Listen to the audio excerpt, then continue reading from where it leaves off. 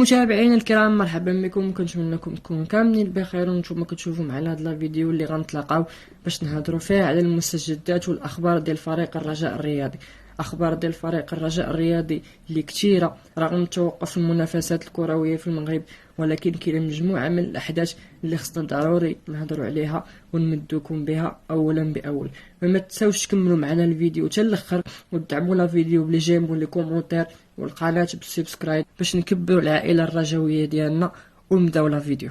واول خبر غيكون عندنا اليوم هو الاستفاده ديال فريق الرجاء البيضاوي من منحه ماليه مهمه بعد استدعاء اللاعب بدر بانون للائحه المشاركه في كأس العالم. كتجي هذه المنحه الماليه على اعتبار ان الفيفا كتصرف القوانين ديالها باش تستافد جميع الفرق اللي لعب لها اللاعب المستدعى لكأس العالم لمدة عامين. وبدر بانون كان انتقل من فريق الرجاء البيضاوي يوم 9 نوفمبر سنة 2020، أي أن هذه المدة ديال عامين ما زالت كاينة، وبالتالي فريق الرجاء البيضاوي غيضمن منحة مالية مهمة إلى جانب الأهلي المصري وفريق بدر بانون الحالي اللي هو القطري. بدر بانون اللي كيواصل تقديم العطاء لفريق الرجاء البيضاوي من بعد الشيء اللي قدمه في أرضية الملعب والمنحة المالية المهمة اللي كانت في الانتقال ديالو، فهو مازال كيعطي الفريق الرجاء البيضاوي لحد الآن.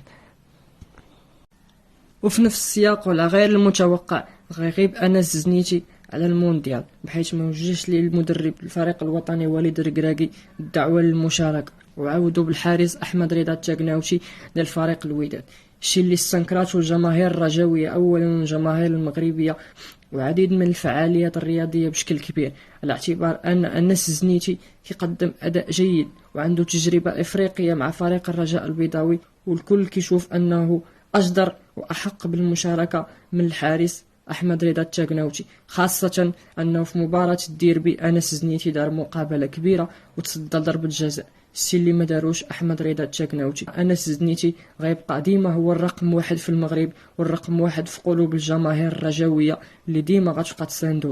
الخبر الآخر اللي هنهضروا عليه كيتعلق باللاعب عبد الإله الحفيظي، بحيث كتشير مصادر متعددة أن عبد الإله الحفيظي كيقترب من العودة لفريق الرجاء البيضاوي ثانية. عبد الإله الحفيظي اللي قضى 10 سنوات مهمة مع الفريق وحرص فيها على مجموعة من الألقاب وساهم فيها بالأهداف الحاسمة ديالو. الجماهير الرجاوية كتجادل بشكل كبير حول الإضافة اللي ممكن يقدمها عبد الإله الحفيظي، ولكن أنا كنظن أنه غيكون لاعب مهم، خاصة وأننا حنا محتاجين لاعب في داك البوست اللي غيربط ما بين الوسط والهجوم بالتمريرات الحاسمة ديالو. الرئيس عزيز البدراوي إلى نجح في عقد هذه الصفقة غيكون ضرب عصفورين بحجر، بحيث غيكون عزز صفوف الرجاء بلاعب ما غيحتاجش مدة للتأقلم، انه كيعرف جميع المكونات ديال الفريق والظروف المحيطة به، ثم انه غيساهم في تخفيض المديونية ديال الفريق، الشيء اللي غيمكنه من عقد صفقات في الميركاتو الشتوي لتعزيز صفوف الفريق. وفي خبر آخر، وجه نادي الترجي التونسي الدعوة لفريق الرجاء البيضاوي من أجل إجراء مباراة ودية بين الفريقين مدينة مراكش اللي غيعقد فيها الفريق التونسي معسكر تدريبي في فترة التوقف الدولي. الرئيس فريق الرجاء البيضاوي عزيز البدراوي اقترح أن المباراة تكون مركب محمد الخامس. وفي نفس السياق وجه فريق العين الإماراتي دعوة أخرى للفريق الرجاء من أجل إجراء مباراة في الإمارات، واللي من المحتمل أنها تشهد مباراة أخرى مع فريق الأهلي المصري. هذه المباريات غتكون مهمة للفريق بشكل كبير، خاصة أن اللاعبين ديال الرجاء محتاجين مثل هذه المباريات باش يكتسبوا بعض التجربة قبل ما ندخلوا لدور المجموعات.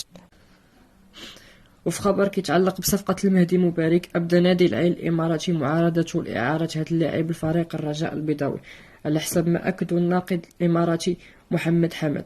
وجات هذه المعارضة على اعتبار أن النادي العين الإماراتي كيرغب في الاعتماد على اللاعب والاستفادة من خدماته.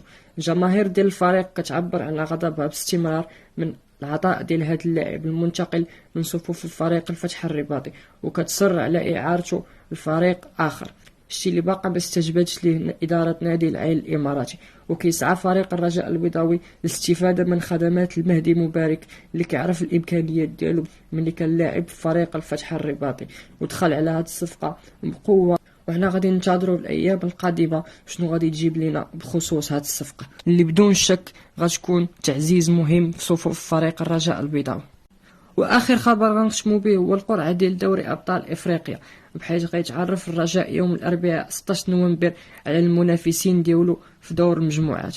الرجاء كيتمركز في القبعه الاولى الى جانب كل من الاهلي المصري والترجي الرياضي والوداد، الشيء اللي غيجنبوا خوض غمار مواجهه كتعتبر كلاسيكو افريقي بشكل مبكر.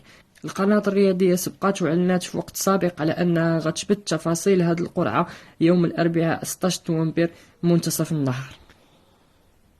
هنا غنكون وصلنا لافان ديال هذا الفيديو، وسالينا جميع الاخبار اللي كتعلق بفريق الرجاء البيضاوي. ما تنساوش ديروا لايك والكومونتير الى عجبكم المحتوى، نتلاقاكم في فيديوهات اخرين ان شاء الله.